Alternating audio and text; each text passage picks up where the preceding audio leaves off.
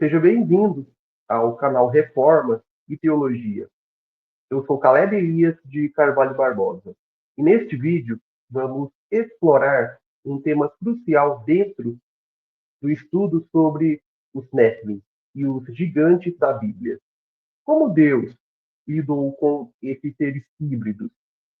Bom, desde o surgimento dos Néfilim em Gênesis 6, a humanidade experimentou um período de grande corrupção e perversão, resultado da influência dos anjos caídos e seus descendentes. Esses gigantes não eram meros humanos excepcionais, mas seres de natureza híbrida que se tornaram tiranos e opressores, espalhando o mal sobre a terra. A perversão do mundo antediluviano foi tamanha que Deus interveio diretamente por meio do dilúvio, destruindo os Néfilim e purificando a terra dessa contaminação. Mas será que essa foi a única intervenção divina contra esses seres? Se os Néfilim foram destruídos no dilúvio, por que ainda encontramos gigantes pós-diluvianos em relatos bíblicos? Como Deus lidou com essas novas manifestações da corrupção angélica? Bem, neste vídeo responderemos essas perguntas à luz das Escrituras e da tradição judaica, analisando como Deus agiu para erradicar a linhagem dos gigantes e preservar a pureza da humanidade. Vamos entender melhor o dilúvio, as guerras de Israel contra os gigantes e o destino final desses seres diante do juízo divino. Vamos a mais uma investigação profunda sobre os Néfilim e a resposta de Deus à sua existência. O juízo do dilúvio foi a principal resposta de Deus à corrupção causada pelos Néfilim e pelos anjos caídos. Gênesis 6 descreve que a terra estava cheia de violência e que toda a imaginação dos pensamentos do coração do homem era má continuamente. A degradação não era apenas moral, mas também genética e espiritual. A corrupção da carne mencionada nesse capítulo sugere que a mistura entre seres humanos e anjos caídos havia gerado uma raça híbrida e impura, incompatível com o modelo da ordem natural, né? O plano divino revelado para a humanidade, né? A vontade revelada de Deus para a humanidade, de como fosse a ordem natural. Bem, diante desse cenário, Deus decretou a destruição da humanidade por meio do dilúvio, preservando apenas Noé e sua família. O texto bíblico enfatiza que Noé era varão justo e íntegro em suas gerações, o que pode indicar, né, que de fato indica, não é, que sua linhagem permaneceu pura, sem a contaminação dos Néfilim. Assim, o dilúvio não foi apenas uma punição moral, mas também um meio de eliminar os seres híbridos que haviam corrompido a criação. A narrativa do dilúvio encontra paralelos em diversas culturas antigas, como os relatos sumérios do Épico de Gilgamesh, os mitos gregos sobre a destruição dos titãs e os registros de civilizações mesoamericanas.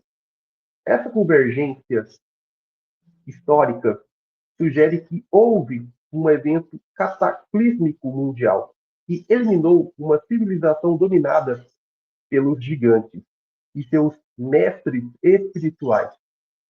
No entanto, se o dilúvio erradicou os Néfilim, como explicar sua presença nas Escrituras após esse evento? Bom, apesar da destruição causada pelo dilúvio, a Bíblia menciona gigantes no período pós-diluviano, como os Refaíns, Anaquins, Emins e Zanzumins. A presença desses seres levanta a questão de como eles reaparecem na história bíblica. Existem três principais explicações para esse fenômeno. Uma possibilidade é que tenha ocorrido uma segunda incursão angelical, em que anjos caídos voltaram a transgredir sua morada celestial e geraram uma nova linhagem de híbridos após o dilúvio. Gênesis 6:4 afirma que naqueles dias havia gigantes na terra, e também depois, sugerindo que um evento semelhante voltou a ocorrer. Escritos apócrifos, como o livro de Enoque e o livro dos Jubileus, reforçam essa interpretação ao afirmar que os anjos caídos continuaram a interagir com os humanos após a destruição do mundo antigo. Outra hipótese sugere que os gigantes pós-diluvianos surgiram devido a traços genéticos remanescentes carregados na linhagem de Noé, ou melhor, da nora de Noé, né, a esposa de Cã, né, por meio da descendência de Cã. A esposa de Cã pode ter trazido em sua linhagem traços da corrupção pré-diluviana que se manifestaram nos seus descendentes. Essa tese se fortalece quando se observa que os gigantes mencionados na Bíblia após o dilúvio estavam concentrados principalmente nas terras ocupadas pelos descendentes de Cã, como Canaã, Egito e Mesopotâmia.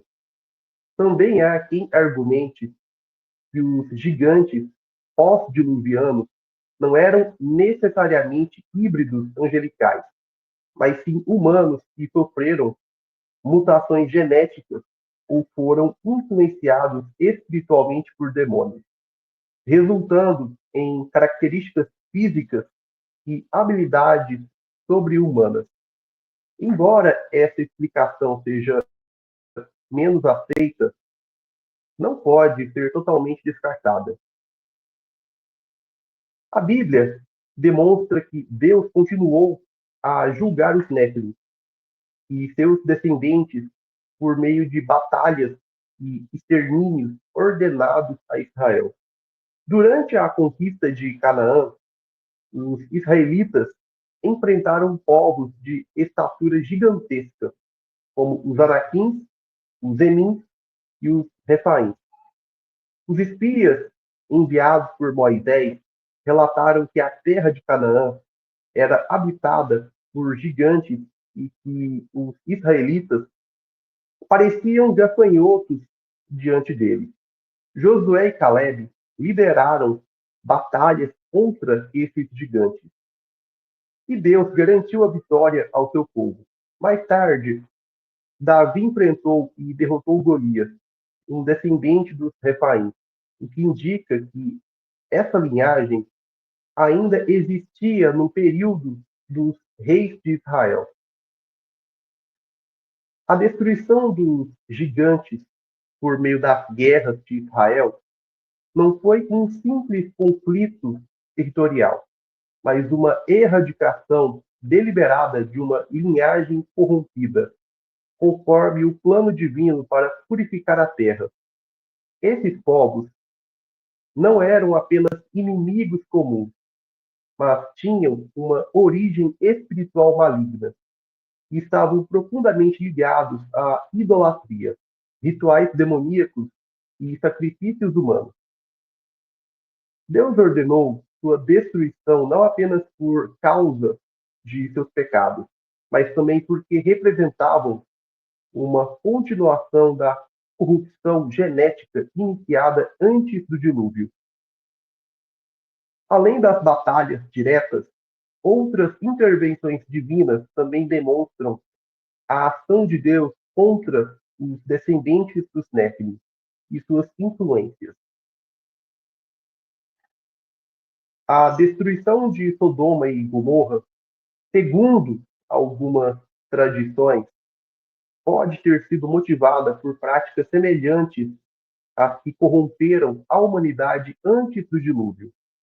A dispersão das nações em Babel também pode ter sido uma maneira de impedir a unificação sob uma cultura que poderia dar continuidade às práticas dos Nephilim. A história dos Nephilim não termina no Antigo Testamento. Algumas tradições, e eu tendo a concordar com elas, afirmam que seus espíritos, né, os espíritos dos gigantes, dos Nephilim que morreram, se tornaram os demônios que hoje atormentam a humanidade, condenados a vagar sem descanso, já que não pertencem plenamente nem ao mundo humano, né, ao mundo terreno, nem ao mundo espiritual angélico. Passagens como Isaías 14 e relatos dos escritos judaicos descrevem os espíritos dos gigantes como seres errantes e vingativos. Isaías 14, 9 a 11 é uma passagem que, em algumas interpretações, pode estar relacionada aos espíritos dos mortos, incluindo os Néfilim.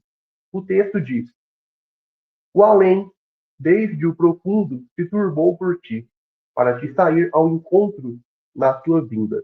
Despertou por ti os mortos, todos os príncipes da terra. Fez levantar dos seus tronos a todos os reis das nações. Estes todos responderão e te dirão: Tu também adoeceste como nós, e foste semelhante a nós. Já foi derrubada na sepultura a tua soberba. Com o som das tuas harpas, os vermes debaixo de ti se estenderão e os bichos te cobrirão. Bom, a palavra hebraica traduzida como mortos nessa passagem é refaim, né? Refaim, né? É, mas se pronuncia mais corretamente é refaim. E em vários lugares do Antigo Testamento é usada, né, essa palavra para descrever tanto os espíritos dos mortos quanto um grupo específico de gigantes, como em Deuteronômio 2, 10 a 11, 2, 20 a 21, 3, 11. Isaías 14 descreve a queda do rei da Babilônia em linguagem que muitos veem como uma referência ao próprio Satanás, né, que nessa passagem alguns se referem como Lúcifer, né, portador da luz.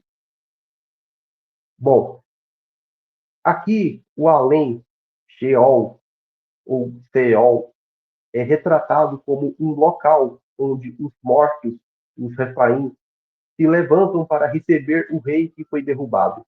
Se os Refaim fossem simplesmente mortos comuns, o uso desse termo específico seria desnecessário. No entanto, como essa palavra também se refere a uma antiga linhagem de gigantes, algumas tradições interpretam essa passagem como uma menção indireta aos, aos espíritos dos gigantes que já haviam sido destruídos.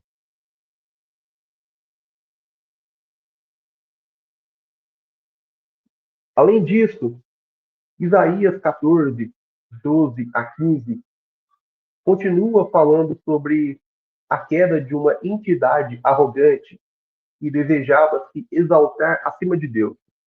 O que muitas interpretações cristãs tradicionais associam a Lúcifer, Satanás.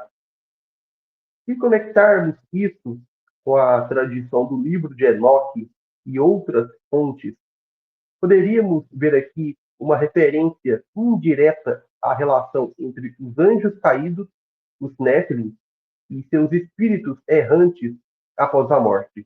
Portanto, Isaías 14 não fala explicitamente sobre os espíritos dos gigantes, mas o uso da palavra Refaim pode sugerir uma ligação com a ideia de que os espíritos dos gigantes mortos permanecem no Sheol. Isso se encaixa na tradição judaica de que os Néfilim, ao morrerem, não podiam ascender ao céu nem ser plenamente humanos na morte, tornando-se assim os espíritos imundos ou demônios que vagam pela terra. Além disso, ao longo da história, certas linhagens poderosas reivindicaram ascendência semidivina, o que levanta questões sobre se ainda existem resquícios dessa herança híbrida no mundo moderno. Embora Deus tenha erradicado fisicamente os Nephilim, a influência espiritual desses seres malignos persiste na humanidade por meio da idolatria e da influência demoníaca. A trajetória dos Nephilim é um testemunho do juízo divino sobre aqueles que desafiam a ordem estabelecida por Deus. A erradicação desses seres ao longo da história demonstra que Deus nunca permitiu que sua corrupção se perpetuasse impunemente. Mesmo que sua presença física tenha sido eliminada, sua influência espiritual ainda se manifesta de diversas formas, e Deus continuará exercendo seu juízo sobre aqueles que tentam reviver essa agenda maligna. A tradição judaica, bem como alguns livros apócrifos, sustentam a ideia de que os espíritos dos Nephilim não desapareceram com a morte de seus corpos físicos. Em vez disso, esses espíritos tornaram-se os demônios ou espíritos imundos que atormentam a humanidade até hoje. Essa visão é fortemente defendida no livro de Enoque, no livro dos Jubileus e em certas interpretações rabínicas. O livro de Enoque, um dos escritos apócrifos mais influentes sobre o tema, descreve como os Nephilim, sendo híbridos entre anjos caídos e humanos, não pertenciam plenamente nem ao mundo espiritual ou angélico, nem ao mundo terreno. Quando o dilúvio os destruiu, seus espíritos não foram recebidos no Sheol da mesma forma que os dos humanos comuns. Em Enoque 15, 8 a 10, é declarado que, por serem nascidos da carne e do espírito, suas almas permaneceriam na terra, como espíritos errantes, atormentando os homens e buscando corpos para possuir. O texto de Enoque 15, 8 a 10 diz, abre aspas, e agora os gigantes que são produzidos dos espíritos e da carne serão chamados espíritos malignos sobre a terra, e sobre a terra será sua habitação. E os espíritos dos gigantes afligirão, oprimirão, destruirão, atacarão, lutarão e causarão destruição sobre a terra. Enoque, fecha aspas, Enoque 15, 8 a 10. Essa passagem sugere que os demônios não são meramente anjos caídos, né? Diríamos que todo anjo caído é um demônio, mas nem todo demônio é um anjo caído, né? Então, os demônios não seriam meramente anjos caídos, mas sim os espíritos dos Nephilim mortos, têm um local de repouso próprio e que auxiliariam né? Ou melhor dizendo, ou então seriam auxiliados por seus pais angelicais caídos, né? Enquanto os anjos caídos permanecem presos no abismo ou no Tártaro, segundo Pedro 2,4, Judas 6, seus descendentes híbridos foram condenados a vagar sem descanso, buscando corpos para possuir e continuar sua influência sobre o mundo físico. O livro dos Jubileus, outra obra apócrifa de forte influência na tradição judaica, reforça essa interpretação. No capítulo 10, após o dilúvio, Noé intercede a Deus porque os espíritos dos gigantes estavam atormentando seus descendentes. Deus responde permitindo que 90% desses espíritos sejam confinados, mas 10% são deixados livres para pestar e atormentar a humanidade. Esse relato ecoa a ideia de que os espíritos imundos mencionados no Novo Testamento são remanescentes dos Néfilim. No pensamento rabínico e na tradição judaica posterior, os espíritos dos Néfilim são frequentemente identificados como Shedim, né? Teirim ou Mazikim, tipos de demônios descritos na literatura rabínica. Os Shedim são considerados espíritos impuros que habitam ruínas e desertos, enquanto os Teirim são frequentemente associados a entidades demoníacas que os povos pagãos adoravam como deuses. Isaías 13, 21 menciona que criaturas do deserto habitarão ali, e as suas casas se encherão de uivos. Moradoras ali terão avestruzes, e os bodes saltarão ali. Onde a palavra hebraica para bode, teirim, pode se referir a espíritos demoníacos. Os mazikim, descritos no Talmud, são demônios que causam doenças e acidentes. Algumas tradições rabínicas interpretam esses seres como os espíritos dos Néfilim, que, após a morte, foram condenados a vagar pelo mundo, atormentando a humanidade.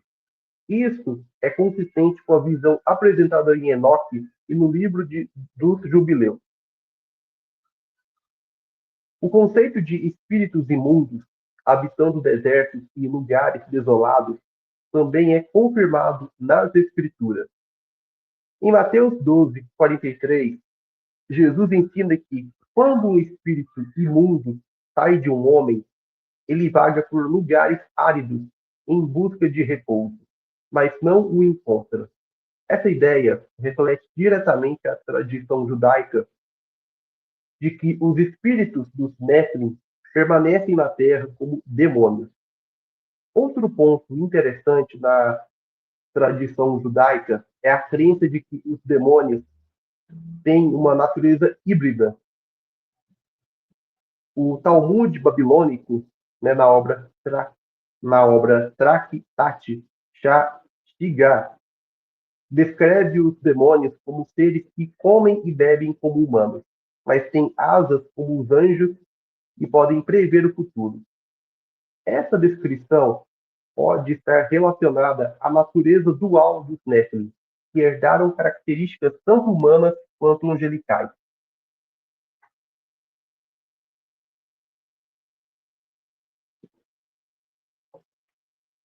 Bem, e a origem dos demônios está ligada aos Néfilim, isso explica porque os espíritos imundos do Novo Testamento, né, citados no Novo Testamento, estão obcecados com a possessão de corpos humanos. Diferente dos anjos caídos, que já possuem corpos espirituais, os demônios parecem estar desesperados para habitar um corpo físico. Em Marcos 5, vemos o episódio do endemoniado de Gadara, onde uma legião de demônios pede para entrar nos corpos. indicando seu desejo por uma forma corpórea. Isso se encaixa com a visão do livro de Enoque, onde os espíritos dos Nephilim têm um lugar de descanso, buscam um corpo para possuir. Lucas 8,31 menciona que esses demônios temem ser lançados no abismo, o que pode indicar que há um juízo futuro reservado para eles, semelhante ao que ocorreu com os anjos caídos, que foram aprisionados no Tártaro. Essa conexão reforça a ideia de que os demônios não são apenas os anjos caídos, mas sim os espíritos dos Nephilim que foram mortos no dilúvio nas batalhas subsequentes. A visão de que os demônios são os espíritos dos Nephilim mortos é amplamente sustentada por livros apócrifos, tradições judaicas e até mesmo algumas implicações bíblicas. Os relatos do livro de Enoque, do livro dos Jubileus e do Talmud apontam para uma origem híbrida desses espíritos que, após perderem seus corpos físicos, foram condenados a vagar pela terra como seres impuros. Essa perspectiva também ajuda a explicar a obsessão dos demônios por possessão, sua conexão com práticas ocultistas e seu desejo contínuo de influenciar a humanidade. Ao longo da história, essas entidades continuam a agir, seja por meio de possessões, seja inspirando religiões pagãs e práticas esotéricas que remontam à adoração dos antigos deuses, que nada mais eram do que os anjos caídos e seus descendentes híbridos.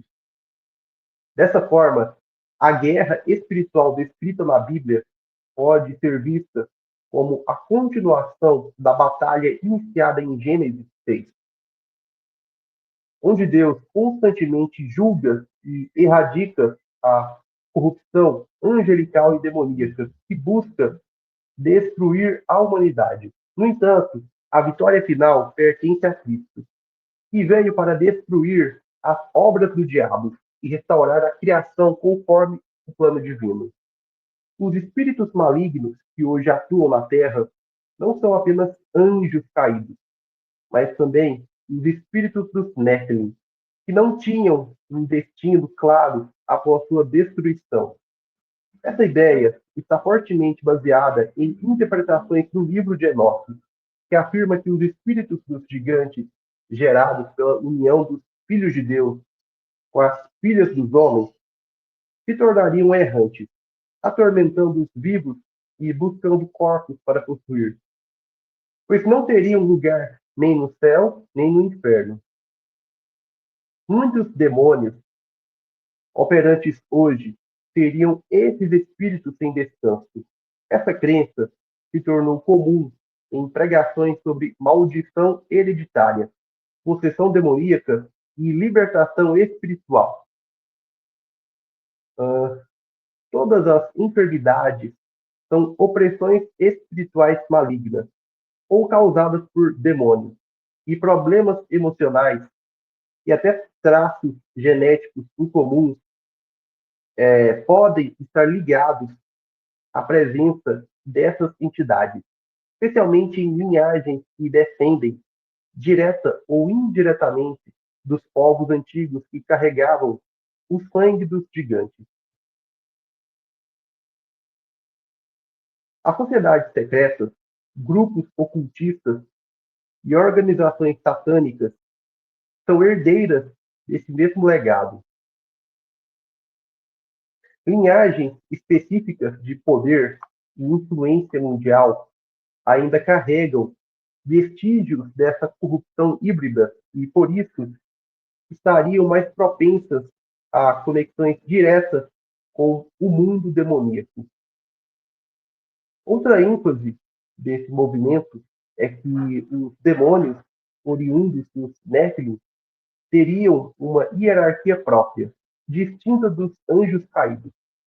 Enquanto Satanás e seus anjos rebeldes retêm poder celestial que atuam na dimensão espiritual de maneira estratégica, os espíritos dos Nephilim, sendo terrestres, precisariam de corpos humanos para se manifestar e influenciar o mundo físico. Essa distinção justificaria a busca contínua dessas entidades por possessões e pactos feitos por sociedades ocultistas e ritos de magia negra. A relação entre os Nephilim e os demônios também aparece em práticas de libertação espiritual promovidas por diversos ministérios. A ideia de espíritos familiares, que seriam entidades demoníacas ligadas a uma linhagem sanguínea específica, encontra respaldo na crença de que os descendentes dos Nephilim foram dispersos entre várias nações e perpetuaram suas práticas ocultistas ao longo da história. Essa linha de pensamento se manifesta em pregações que alertam sobre a necessidade de romper vínculos espirituais hereditários para evitar influência demoníaca na vida do crente. Esse tema também é frequentemente relacionado a passagens do Novo Testamento que falam sobre demônios errantes em busca de corpos para possuir. Mateus 12, 43 a 45. Para muitos teólogos, e eu particularmente tendo a concordar com eles, esse texto seria um reflexo da realidade dos Néfilim pós-morte, que, ao contrário dos anjos caídos, não têm uma esfera ou domínio próprio e vivem vagando em busca de corpos humanos para manifestar seu poder. A relação dos demônios, identificados como os espíritos dos Néfilim, compactos e o derramamento de sangue nos rituais de satanismo e magia negra, é um aspecto central da teologia de batalha espiritual e de muitas tradições ocultistas. Esses seres buscam esses elementos porque estão espiritualmente presos à Terra, sem acesso ao céu ou ao inferno, e precisam de uma forma de manifestação e influência sobre o mundo físico. O sangue e os pactos são para eles um meio de estabelecer essa conexão com os seres humanos, garantindo-lhes poder e domínio sobre aqueles que se submetem a eles. O derramamento de sangue tem um papel central na Bíblia, sendo símbolo de vida e sacrifício. Em Levítico 17:11, Deus afirma: porque a vida da carne está no sangue. Eu vou dei sobre o altar, para fazer expiação pelas vossas almas.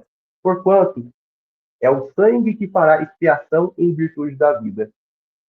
Isso explica porque os rituais satânicos e ocultistas frequentemente envolvem sangue.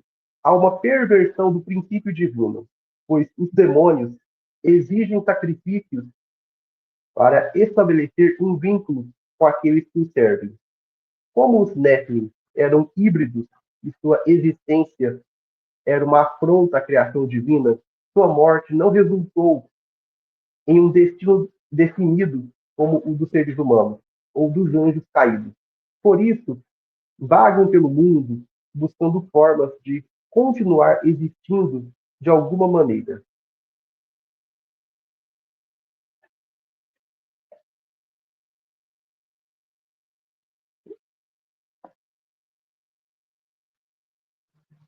Bem,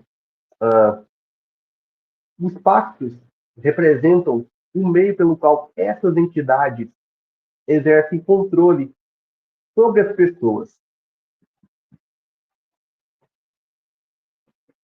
Quando alguém se entrega a um pacto demoníaco, seja consciente ou inconscientemente, está legalmente permitindo que esses espíritos, essas entidades, tenham influência sobre sua vida.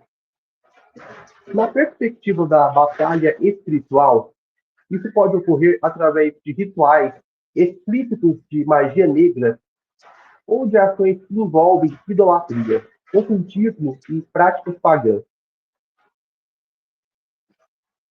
Em Deuteronômio 32, 17, vemos a advertência de que os pagãos sacrificavam aos demônios e não a deuses que não conheceram, o que demonstra que por trás dos ídolos e divindades das nações estavam entidades espirituais malignas que se alimentavam desse sacrifício. Os demônios têm uma forte atração por sangue, pois este contém a vida. No contexto satânico e ocultista, o derramamento de sangue não apenas simboliza um ato de consagração, mas também serve como um canal pelo qual os espíritos malignos se manifestam e ganham força. Pessoal, só um minutinho que eu vou fechar a janela aqui, que está chovendo e está molhando aqui dentro de casa.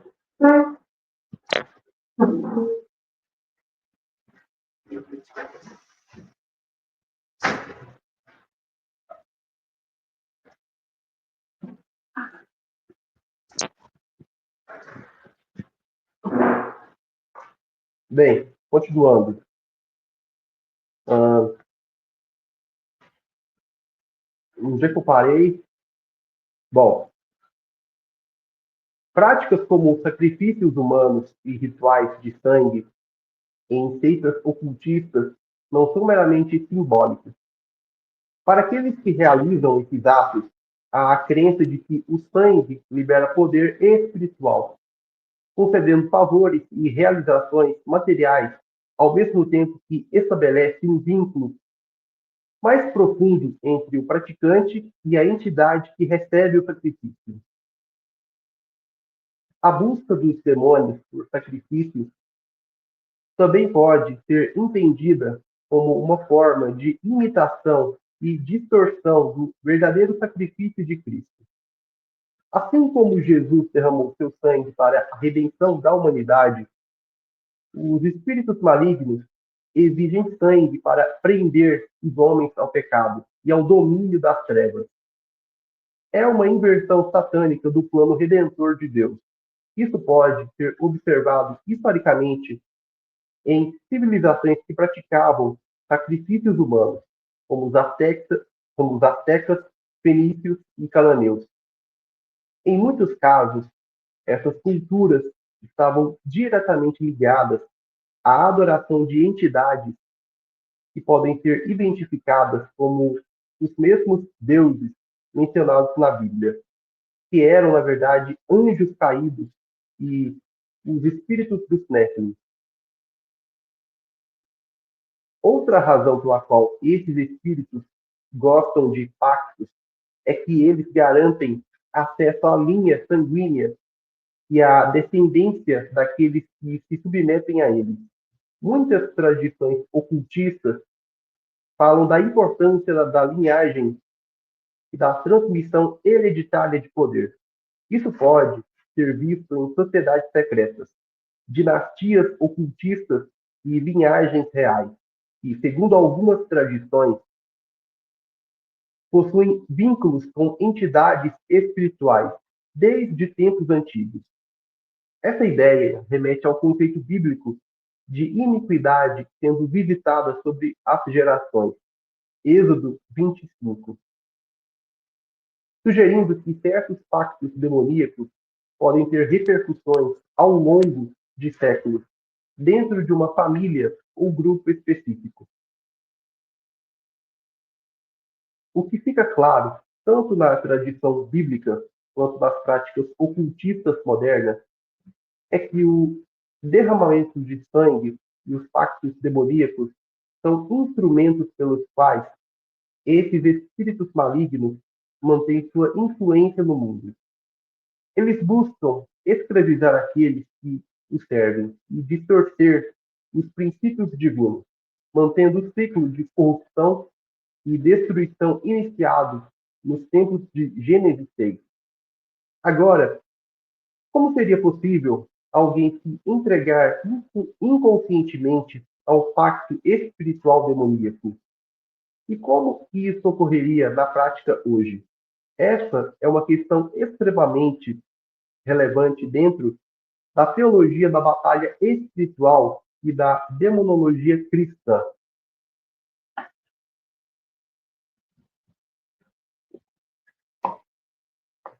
A ideia de que alguém pode se entregar inconscientemente ao pacto espiritual demoníaco não significa necessariamente que a pessoa tenha feito um ritual formal, assinado um contrato ou verbalizado uma aliança com um espírito maligno.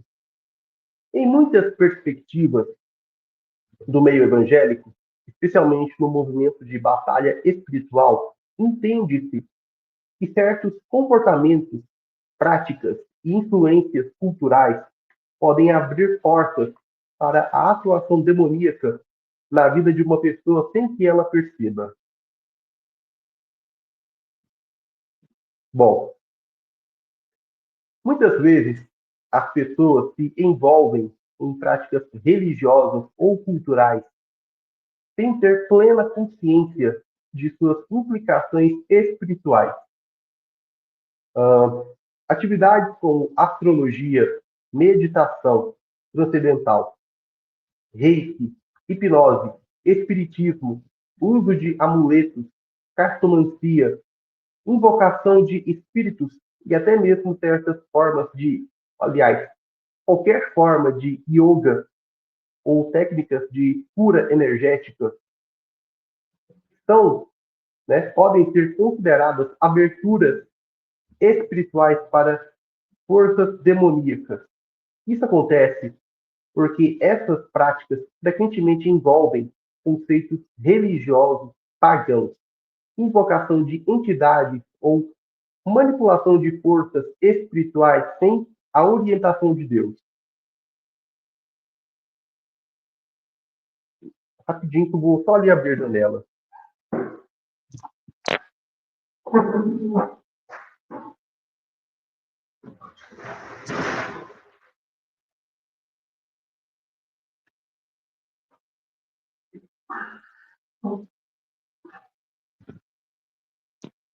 Bom, continuando.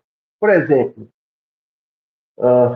alguém pode visitar um benzedeiro ou praticar constelação familiar sem saber que esses rituais podem invocar e de fato invocam e envolvem espíritos enganadores.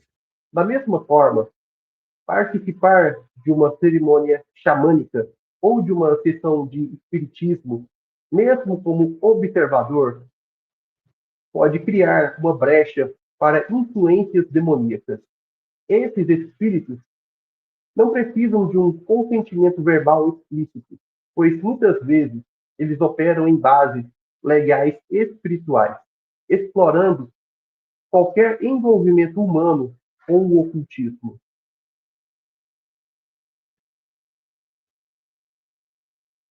Muitas músicas, filmes, séries e jogos promovem valores abertamente ocultistas e satânicos, pagãos. Existem bandas e artistas que declaradamente fazem pactos espirituais com entidades para obter sucesso. Quando alguém consome repetidamente conteúdos que exaltam demônios, promovem práticas ocultistas ou glorificam o mal, certamente está, sem perceber, submetendo-se a uma influência espiritual negativa.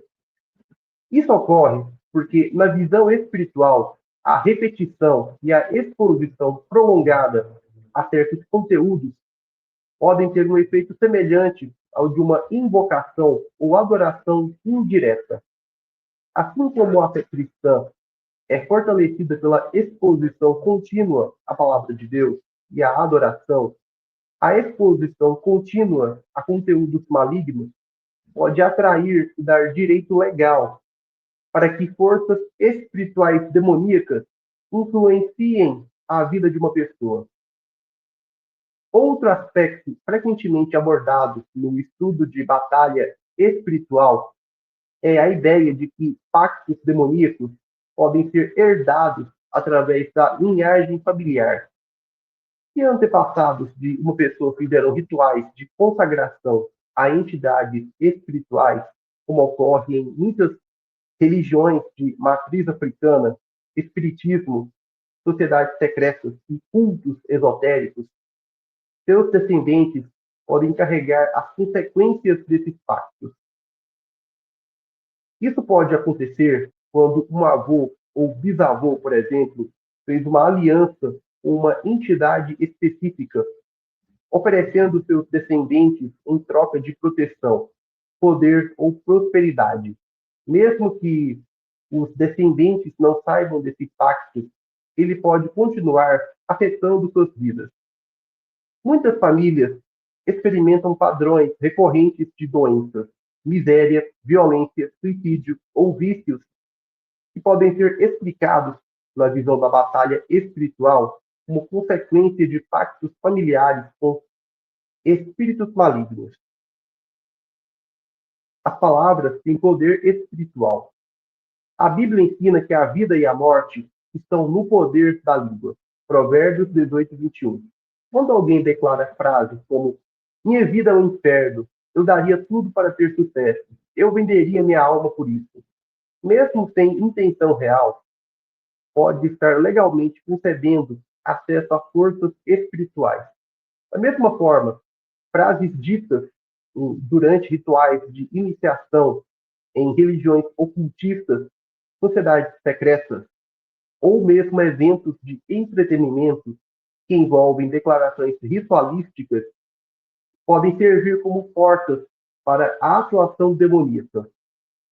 Esse princípio também se aplica a certos ritos iniciáticos de fraternidade e sociedades secretas, nos quais os participantes fazem juramentos de lealdade ou submissão a uma força ou entidade, muitas vezes sem saber exatamente o que estão invocando.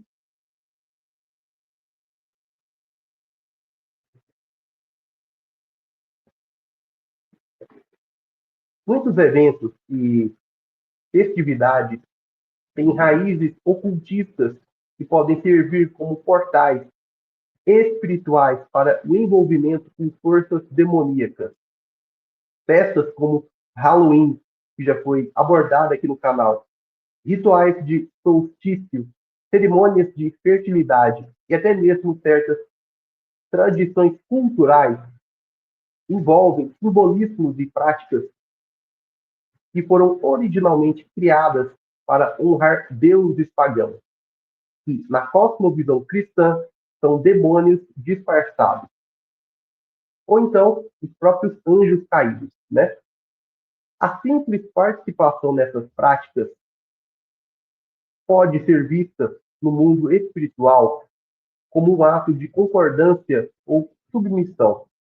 Muitas culturas antigas tinham rituais de iniciação, onde crianças ou jovens eram apresentados aos deuses da tribo.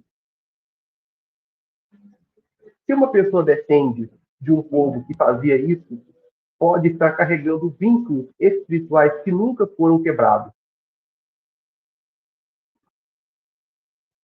Se alguém suspeita ter se envolvido inconscientemente em um pacto espiritual demoníaco, a solução é buscar libertação através da oração e do arrependimento diante de Deus.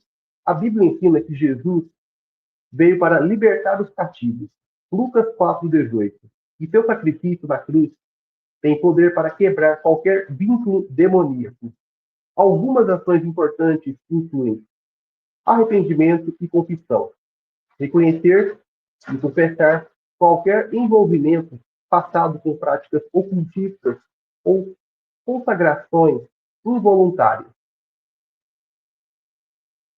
renúncia e quebra de pactos. Em oração, declarar verbalmente a renúncia a qualquer pacto espiritual feito consciente ou inconscientemente. Uso da autoridade em Cristo. A Bíblia diz que os crentes têm autoridade sobre os demônios. Lucas 10:19. Orar e ordenar em nome de Jesus que qualquer influência demoníaca seja quebrada. Santificação e mudança de hábitos. Abandonar práticas, objetos e influências que possam manter conexões com o mundo espiritual maligno. Buscar ajuda espiritual.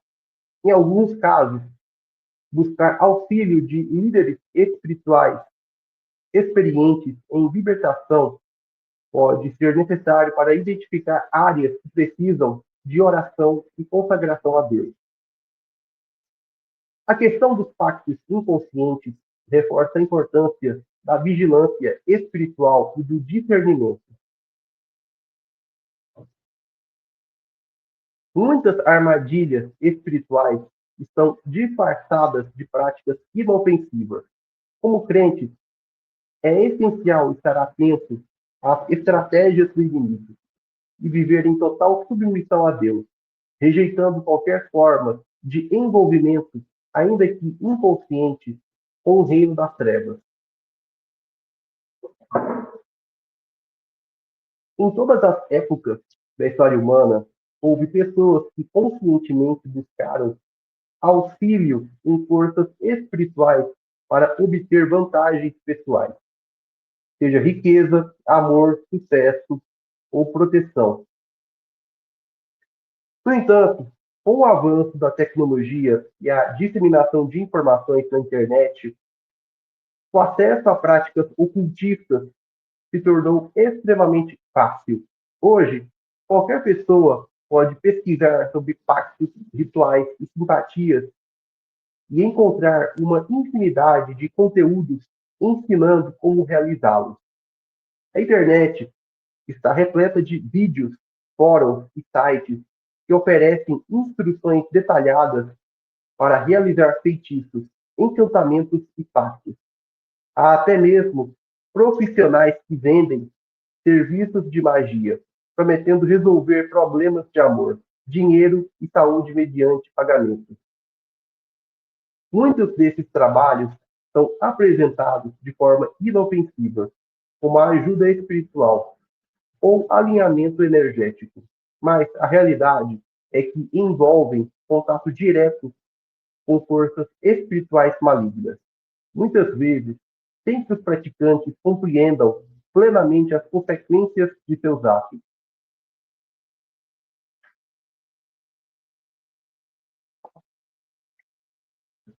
No Brasil, o sincretismo religioso sempre esteve presente e diversas práticas de magia popular foram incorporadas ao imaginário coletivo, sendo vistas por muitos como meros costumes culturais.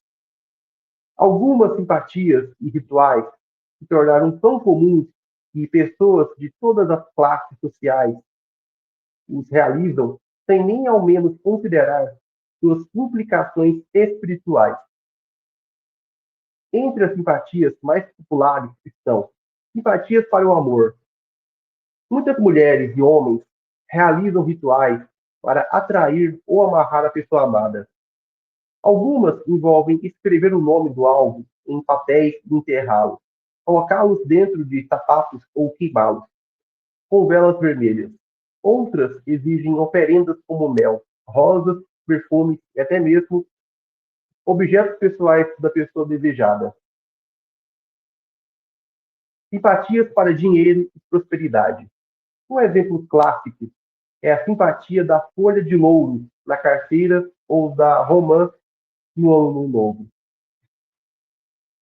Algumas pessoas também enterram moedas, fazem banhos de ervas ou acendem velas em determinados dias da semana para atrair riqueza. Trabalhos espirituais encomendados. Muitos procuram pais e mães de santos, magos, feiticeiros ou guias espirituais para fazer trabalhos específicos, que variam desde a abertura de caminhos financeiros até maldições e vinganças contra inimigos. Essas práticas, apesar de populares, envolvem invocações espirituais que abrem portas para influências demoníacas na vida daqueles que as realizam. A Bíblia é clara ao condenar qualquer tipo de consulta a espíritos ou busca por orientação fora de Deus. Levítico 19:31. Deuteronômio 18, 10 a 12. Além dos rituais e simpatias, há também o uso de símbolos e objetos específicos que carregam significados ocultistas que são utilizados em práticas esotéricas. Entre os mais comuns estão pentagrama, uma estrela de 5 pontas dentro de um círculo, amplamente usada em rituais de magia, ocultismo e bruxaria. É considerado um símbolo de poder espiritual e invocação de entidades. Quando apontado para baixo, está associado à magia negra e à invocação de forças demoníacas. Hexagrama, a estrela esotérica de Davi ou do deus pagão Renfã. Embora a estrela de Davi seja um símbolo tradicional judaico, na tradição ocultista, o hexagrama é utilizado para feitiçaria e invocação de forças espirituais, especialmente em rituais da cabala esotérica. Olho de Horus e olho que tudo vê, símbolos originários do Egito Antigo, frequentemente associados à proteção, mas também usados em práticas ocultistas e sociedades secretas, como a maçonaria, né, e os Illuminati, seriam a hierarquia máxima da maçonaria mundial. Cristais e amuletos. Muitas pessoas utilizam cristais e pedras energéticas, acreditando que possuem poderes místicos para cura, proteção ou atração de riqueza e amor. O uso dessas pedras está fortemente ligado a práticas esotéricas e neopagãs. Tábua ou Ouija, né, ou tabuleiro ou Ouija, e outros instrumentos de contato espiritual, né, utilizada, né, para comunicação com espíritos. A tábua ou tabuleiro ou Ouija é um dos objetos mais perigosos do ocultismo, pois abre espaço para contato direto com entidades demoníacas. Runas e sigilos mágicos. Alguns praticantes de magia criam símbolos próprios, chamados sigilos, para canalizar suas intenções em feitiços e encantamentos.